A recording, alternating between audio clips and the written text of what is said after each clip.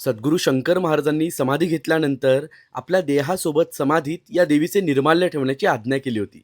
तर आपण पुण्याच्या शक्तिपीठ यात्रेमध्ये निघालो आहोत आणि आज आपण आलो आहोत भगवती पद्मावती मातेच्या दर्शनाला. स्वारगेटपासनं 3 किलोमीटर अंतरावर असलेलं हे मंदिर अतिशय प्राचीन आणि पुरातन असं आहे. जेव्हा आपण आतमध्ये जातो तेव्हा चारही बाजूंनी पुरातन जुन्या अशा वृक्षांनी वेढलेलं आई जगदंबेचं मंदिर आपल्याला बघायला मिळतं. देवीच्या दर्शनाला जाताना पहिल्यांदा आपल्याला देवीचे रक्षक काळभैरव दिसतात.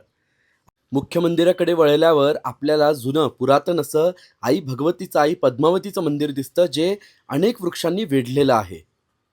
हे देवीचं स्थान पेशवाईच्या आधीपासून पुण्यामध्ये आहे आणि अत्यंत जागृत स्थान असल्यामुळे पेशवे पण इथे येत असत.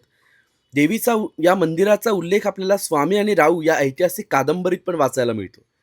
आपण जेव्हा मूळ गाभाऱ्याकडे वळतो तेव्हा आधी आपल्याला देवीच्या समोर असलेले देवीचे वाहन सिंहराज दिसतात आणि त्यांच्या पुढेच आपल्याला भगवतीचे आई जगदंबेचे 5 रक्षक बघायला मिळतात. हे 5 जे शेंदूर चर्चित विग्रह आपल्याला बघायला मिळतात आहे, तर ते आहेत देवीचे रक्षक. अगदी देवीच्या समोर हे आहेत आणि त्यानंतर मग आपण वळतो देवीच्या मुख्य गाभाऱ्याकडे.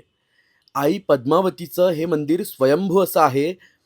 ही स्वयंभू मूर्ती देवीचे परमभक्त असलेले बिबवे यांना शेतीमध्ये शेती करताना मिळाला होता. देवीचा मूळ विग्रह छोटा होता, पण दिवसेंदिवस देवीचा आकार वाढत जातो अशी आख्यायिका, अशी श्रद्धा आहे. तर आपण बघू शकतो हे देवीचं अतिशय पवित्र आणि प्रसन्न स्वरूप, म्हणून शंकर बाबा इथे येऊन नेहमी बसत असत. सद्गुरू शंकर महाराजांनी धनकवडीला समाधी घेतली त्याचं एक कारण असंही महाराजांनी सांगितलं होतं की माझ्या या स्थानाजवळून आई पद्मावतीचं मंदिर अगदी जवळ आहे. म्हणून प्रत्येक शंकर भक्तासाठी हे आई जगदंबेचं स्थान अत्यंत महत्त्वपूर्ण असं आहे.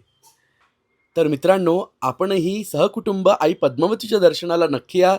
आईचं दर्शन घेऊन आपल्याला अतिशय आनंद वाटेल, येथील ऊर्जा आपल्याला अनुभवायला मिळेल. जय जगदंब, जय भवानी, नमस्कार.